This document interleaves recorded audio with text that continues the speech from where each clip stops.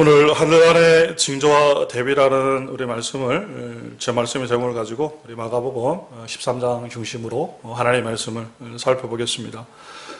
일상의 삶이 참 반복되는 것 같죠. 그래서 반복되는 일상, 우리 다람쥐 쳇바퀴 돈다라는 그런 표현을 많이 쓰지 않습니까?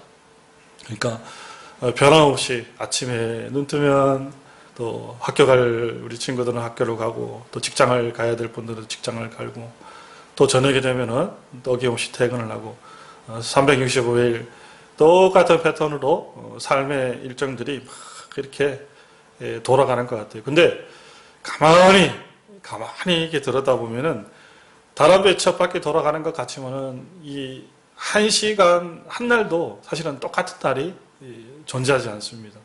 그 안에 틀림없이 다른 어떤 그 상황들이 발생되어지고, 오늘 같은 내일은 존재하지 않고, 또 내일과 같은 또 오늘은 존재를 하지 않는다라는 거예요. 계속적으로 무엇인가 반복되어지는, 그리고 일상 같지만 그 안에서 새로운 것들이 존재를 한다라는 겁니다.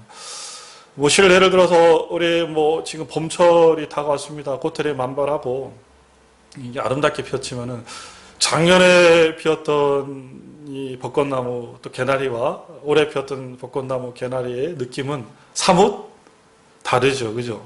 사람들의 그런 즐거움이나 그 벚꽃을 바라보는 마음이 다름이 있으리라고 생각을 합니다. 코로나19로 인해 가지고 사람들의 마음 속에 그런 이렇게 슬픔이 또는 약간의 그 우울함들이 또 워낙 밖을 다니지 못하게 하니까 집에만 있다가 보니까 그 마음속에 그런 여러 가지 그런 감정적인 부분들이 있기 때문에 그런 것이 아닌가라는 생각을 합니다. 어제 그리고 작년과 다른 그 봄을 올해도 우리는 느끼고 있습니다. 한국교회 여러분, 기독교 120년의 역사 가운데서도 유례와 전례가 없었던 그런 일들이 또한 우리 교회에서도 경험을 하게 되어집니다. 예배가 중단되어지는 그런 초유의 사태를 저희들이 또 경험하게 되어집니다. 근데 이런 것들을 바라보면서 이것이 그냥 비단 예배가 멈춰졌구나, 예배가 또 교회가 문을 닫았구나가 아니라 이 말씀의 내용들을 가만히, 이 시대적인 현상들을 가만히 들여다보면은 이 성경의 말씀 속에 이미 내용들이 다 기록되어져 있는 그런 내용들이라는 것이죠. 성경은 벌써 2000년 전에 오늘날 우리가 이러한 일들을 겪게 될 것이라는 것을 예고하고, 또 전조적인 사건으로서 이것들이 우리들에게 나타날 것임을 주님은 우리들에게 말씀해 주고 있다는 겁니다. 특별히 오늘 우리가 읽었던 마가복음 13장 말씀의 내용들은 그 심판의 때에 환난의 어려움들을 우리가 겪게 될 것인데, 이런 어려움을 겪게 될 것이다 라고 성경은 벌써 2000년 전에 예수님께서 예고를 하시고 우리들에게 미리 우리들에게 말씀해 주셨다는 그런 내용이죠. 마가복음 13장 1절 2절 말씀 속에 예루살렘의 성전이 붕괴될 것이라는 것을 주님은 이미 말씀하셨다라는 거예요. 돌에 돌 하나라도 남지 않게 될 것이다 라고 주님께서 말씀하셨습니다. 마치 오늘날 이 시대 가운데 교회가 붕괴되어지고 교회가 어려움을 겪게 될 것을 이미 알고 말씀하신 것처럼 그렇게 말씀하셨다라는 거예요. 제자들이 주님을 향해서 13장 4절에 그러면 그때에 무슨 징조가 있겠습니까? 주님 라고 물었을 때 주님께서는 우리가 이런 일들을 겪게 될 것이다 라고 몇 가지 징조에 대해서 말씀해 주셨다라는 거예요. 먼저 여러분, 첫 번째 우리가 미혹의 영이 땅에 가득하게 될 것이다 라고 주님은 예언해 주셨습니다. 예고해 주셨습니다. 우리 5절과 6절 말씀을 다 같이 한번 읽어보도록 하겠습니다. 시작. 예수께서 이르시되 너희가 사람의 미혹을 받지 않도록 주의하라. 많은 사람이 내 이름으로 와서 이르되 내가 그라하여 많은 사람을 미혹하리라. 자, 미혹의 이 말세의 때에, 이 환란의 때에 미혹의 영들이 땅에 가득하게 될 것이다 라고 말씀을 하고 있다라는 거예요. 여러분, 한국에 어림잡아서 하나님이 몇 명이나 될 것 같습니까? 표현이 좀 그런가요? 하나님이, 자칭 하나님이라고 불리는 자들이 통계적으로 수십 명이 넘는다고 합니다. 우리 가까이에 있는 내 눈을 바라봐 하는 그 사람도 자칭 내 눈을 바라봐 아시죠? 우리 허시라는 성을 가지신 그분 또한 자칭 하나님이라고 신이라고 자기를 이야기한다라는 거예요.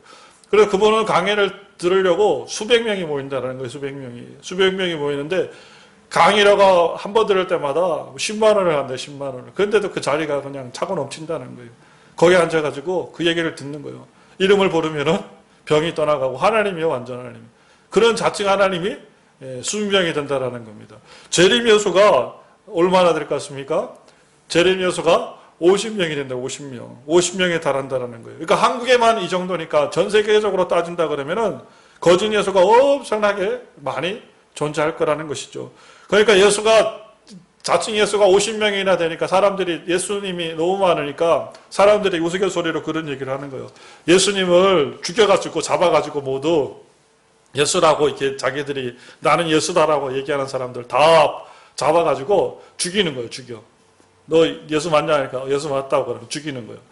죽여가지고 거기서 살아나는 사람만 믿으면 된다고. 그 맞잖아요. 부활하신 예수 그리스도니까. 그런 우스갯소리도 있다라는 겁니다. 한국교회 여러분 대표적인 우리가 이단으로 불리고 있는 이번에 이제 크게 말썽이 되었던 신천지 신도가 21만 5천 명이 이번에 그러니까 보고되어진 아마 더 되리라고 생각을 하지만은 보고되어진 내용 21만 5천 명이라는 겁니다. 21만 5천 명 중에서 별별 사람 다 있지 않겠어요? 안 그렇겠어요? 박사도 있을 것이고 박사 위에 뭐 더 똑똑한 사람도 있을 것이고 부유한 사람도 있을 것이고 세상에서 잘 나가는 사람도 있을 것이고 그죠? 21만 5천 명의 사람이 얼마나 많은 사람들이 있겠습니까? 근데 우리가 생각하기에 야 어떻게 저기에 우리가 이렇게 할 수 있겠나 빠질 수 있나 그 이단에 빠질 수 있겠나라고 생각을 하는데 그 사람들이 빠진다라는 거예요. 미혹을 당했기 때문에 그렇다라는 겁니다. 이 영적인 일이기 때문에 여러분 우리가 생각하는 그 이성적인 그 범위를 초월한 또 다른 영의 옹울매임이 있기 때문에 매임이 있기 때문에 그들은 그렇게 빠진다라는 거예요. 그러니까 이 말세의 시대는 미혹이 판치는 시대라는 거예요. 오늘 우리 권사님 대표기도 가운데 기도하였지만 그래서 여러분 영 분별이 필요한 겁니다. 우리가 잘 분별하셔야 돼요. 참과 진리를 참과 거짓을 잘 분별하시고 진짜와 가짜를 잘 구분하셔야 돼요. 그래서 바른 것으로 참된 길로 우리가 진리의 길에다 줄을 서야지 잘못된 길에 줄을 서게 되어지면은 인생이 그냥 망치는 것뿐만 아니라 우리 영생까지도 우리가 다 그냥 망쳐버리는 엄청난 잘못된 길을 우리가 가게 되어진다라는 겁니다. 그렇기 때문에 말세 때 여러분 하나님 앞에 기도할 때 영적 분별을 허락해 주십시오 라고 이렇게 쫙 기도를 하셔야 돼요. 그죠? 영적인 분별을 잘 허락해 주셔서 내가 하나님의 말씀이 이것이 진짜인가 거짓인가 그리고 참인가 진리인가를 잘 분별하여서 내가 한 걸음 디딜 때마다 그 걸음이 참된 진리의 길을 걸어갈 수 있는 그런 신앙의 길이 되게 하려고 여러분 진짜 기도하셔야 됩니다. 왜 그러냐면 마지막 시대에 환란의 시대가 미혹의 시대이기 때문에 그렇다라는 거예요. 그리고 여러분 또한 마찬가지 앞에 있는 우리 건목사가 오늘 갑자기 이상한 얘기를 하는데 잘 여러분 분별하셔야 돼요. 아멘 하고 그냥 다 받으시면 안 돼요. 뭐 그럴 일은 없겠지만 사람이 일이라는 게 할 수 있습니까? 건목사가 언제나 하나님의 말씀의 진리 위에 바로 서 있나 제대로 서 있나 여러분 잘 보셔야 되는 거예요. 그러려면은 우리 성도님들이 깨어서 분별하여 이 시대의 길을 미혹으로부터 벗어날 수 있는 능력을 스스로 갖추셔야 된다는 겁니다. 또 여러분 7절 말씀에 뭐라고 기록되어 있습니까? 난리 다 같이 한번 읽어봅니다. 시작. 난리와 난리의 소문을 들을 때 두려워하지 말라. 이런 일이 있어야 돼. 아직 끝은 아니라. 지구촌이라고 여러분 얘기를 하시죠. 왜 지구촌이라 그럽니까? 마을이라는 뜻이에요. 하나로 묶어진 시대라는 겁니다. 옛날에는 우리가 잘 알겠지만 교통과 그리고 통신이나 그러나 정보망들이 잘 발달되지 않기 때문에 각각의 나라는 각각의 나라 형태로 존재를 했어요. 근데 지금은 그렇지 않아요. 하루만 지나면 우리가 다 가 있지 않습니까? 아시아도 가 있고 또 유럽에도 가 있고 미국에도 가 있고 아프리카에도 가 있고 가 있잖아요. 그러니까 이 글로벌한 시대, 지구촌이라는 겁니다. 그렇기 때문에 코로나가 이렇게 문제가 되어진다는 거예요. 인터넷을 통해 가지고 동시적으로 소식을 전하지 않습니까? 지금 어디서 다른 나라에서 벌어지고 있는 일들을 우리 지금 앉아서 지금 동시적으로 우리가 마치 국내에서 일어나는 일처럼 우리가 그것들을 받아볼 수가 있다는 거예요. 그래서 소문이 여러분 얘기해서 소문이 그래서 이 소문이라는 것이 각각 도처에마다 그것이 강범하게 펼쳐지고 있다는 거예요. 그래서 이 뉴스라는 것들이 우리가 예전에는 참 뉴스가 기준이었어요. 그죠? 어렸을 때 저는 뭐 그렇게 뉴스를 의심한다라는 거 생각을 해본 적이 없잖아요. 우리 여기 계신 우리 성도님 또한 마찬가지일 겁니다. 잘할 때 뉴스를 의심한다? 그건 아니잖아요. 뉴스는 우리 삶의 기준이었지 않습니까? 근데 이 뉴스가 진짜가 있고 가짜가 있더라는 거예요. 진짜 뉴스, 가짜 뉴스. 이 가짜 뉴스라는 것들이 퍼지더라는 겁니다. 그래서 이 가짜 뉴스로 판치는 시대 가운데 말씀대로 난리와 소문들이 사람의 마음들을 그냥 막 휩쓰고 흘러가는 거예요. 그 난리를 따라서, 소문을 따라서 사람들이 여기로 그냥 우르르 몰려갔다가 저기로 우르르 몰려갔다가 정신없이 살아가는 그런 시대를 우리가 살아가고 있다는 겁니다. 그래서 말세 우리 한란의 때는 그 난리와 소문이 이 땅 가운데 가득하지만은 우리는 뭐하지 말아라? 뭐하지 말아라? 두려워하지 말아라. 우리는 왜 두려워할 필요가 없습니까? 난리와 소문으로 외부에서 들리는 말에 응답하지 말라는 거예요. 할렐루야. 외부에 들리는 말에 응답하지 말고 무엇의 기준으로 살아가라는 거예요? 하나님의 말씀의 기준으로 살아가라는 거예요. 하나님의 말씀의 기준으로 살아가면 우리가 흔들릴 것도 없어. 이쪽으로 저쪽으로 치우칠 필요도 없어. 어디서 무슨 좋은 일이 있다. 어디에서 청약을 하면은 돈을 번다더라. 어디 투자하면 떼돈을 번다더라. 거기에 흔들릴 필요 없어. 하나님 믿는 사람들은 하나님 안에 여러분 자족함이 있고 청렴함이 있지 않습니까? 그렇죠? 하나님 오늘 나에게 주신 것으로 나는 만족하고 감사합니다. 흔들릴 이유가 없지 않습니까? 어디에 투자하라. 어디에다가 뭐 하라. 할 필요 없잖아요. 어디에 뭐가 있다. 저기에 뭐가 있다. 움직일 필요가 없잖아요. 이 말씀이 우리가 기준이 되기 때문에 그래요. 아멘. 말씀의 중심 속에 심지를 굳건하게 그냥 내드시길 바랍니다. 흔들릴 필요 없어요. 글로벌한 시대 그 할아버지가 와도 우리는 흔들리지 않습니다. 근데 이 환란의 시대는 세상의 사람들은 그렇게 흔들리는 시대라는 거예요. 중심을 못 잡습니다. 중심. 어떻게 해야 될지를 몰라요. 세상 사람들은. 그렇죠? 그러나 우리는 하나님을 있는 사람이 말씀의 기준으로 살아가기 때문에 그렇지 않다라는 거예요. 여러분 그런 중심 있는 믿음의 선들 되시기 바랍니다. 자, 그 다음에 세 번째 내용을 보니까 우리 8절 말씀에 뭐라고 기록되어 있어요? 한번 읽어봅니다. 8절 시작.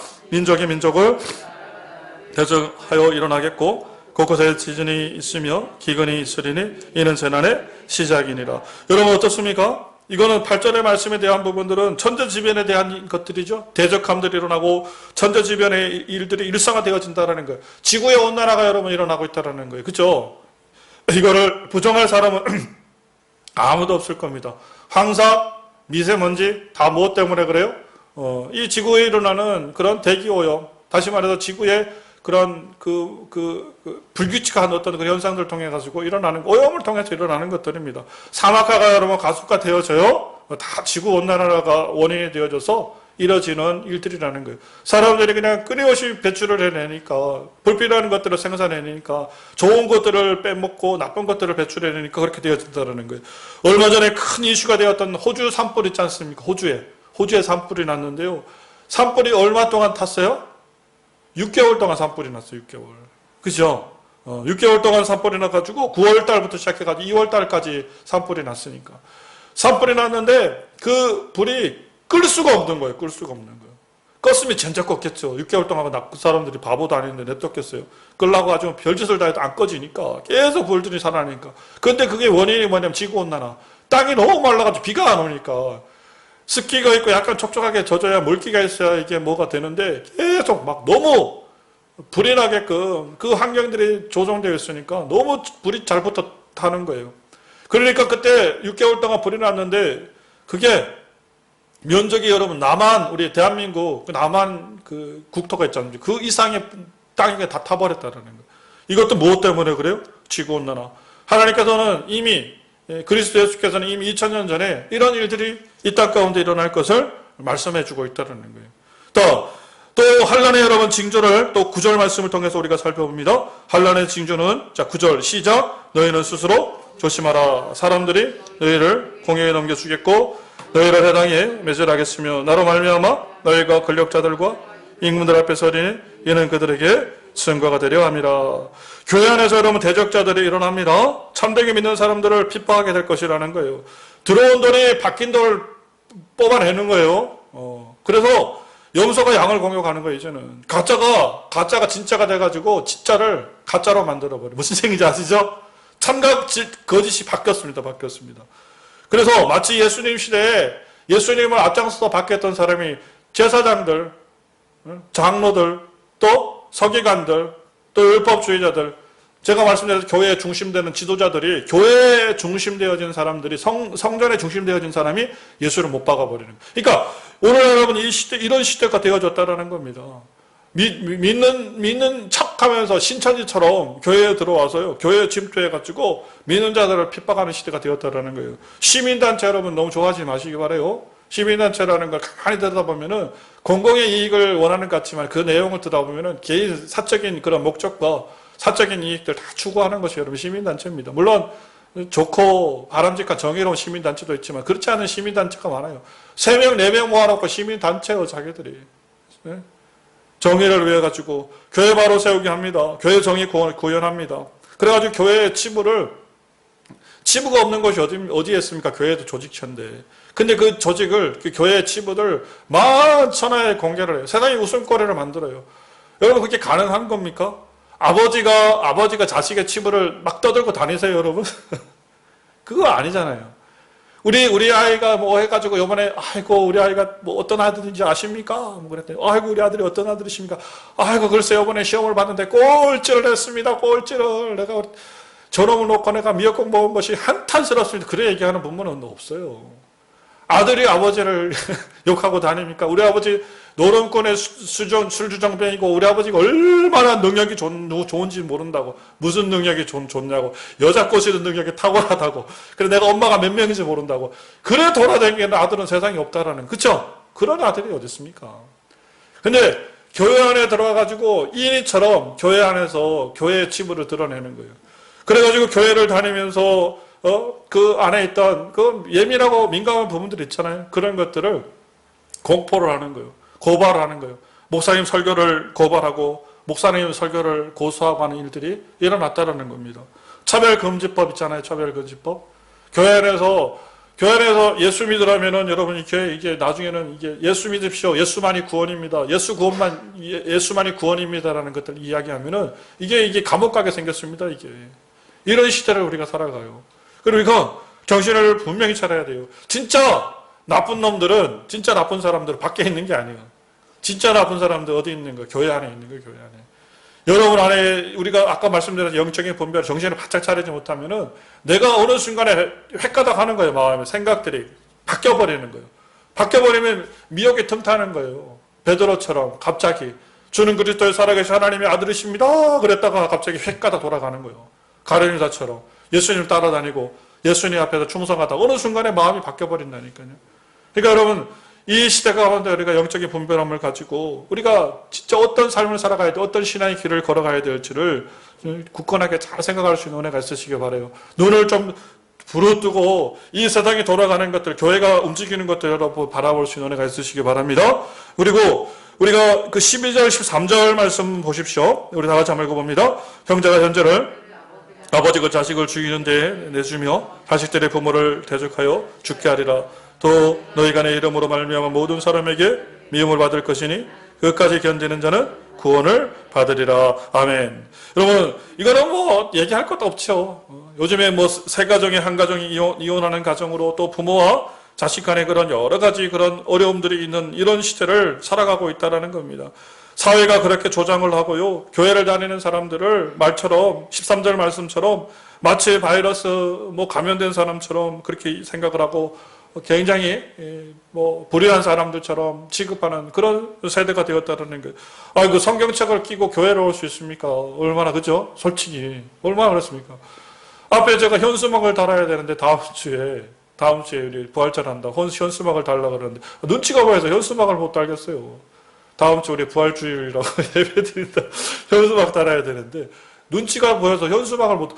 이게 도대체 무슨 일입니까? 그렇죠? 이런 시대가 돼요. 세상 사람으로부터 미움받는 시대가 되었다는 거예요. 그럴 때일수록 우리가 우리의 길을 걸어갑시다. 국가에 걸어갑시다, 여러분. 다음 주에 와가지고 현수막이 달렸나 안 달렸나 한번 보시기 바라요. 현수막이 달렸으면 우리 목사님 승리하셨구나 생각을 하시고. 아이고 현수막이 안 달렸으면 야 우리 목사님도 참 별수 없구나 생각을 하시면 돼요. 어떡합니까? 이 교회로 세상으로부터 미움받을수록 하나님의 말씀 속에 기록하고 있습니다. 우리가 상급이 클 줄 믿습니다. 하나님의 말의 중심을 더 굳건히 세우고 나갈 수 있는 은혜가 있으시기 바랍니다.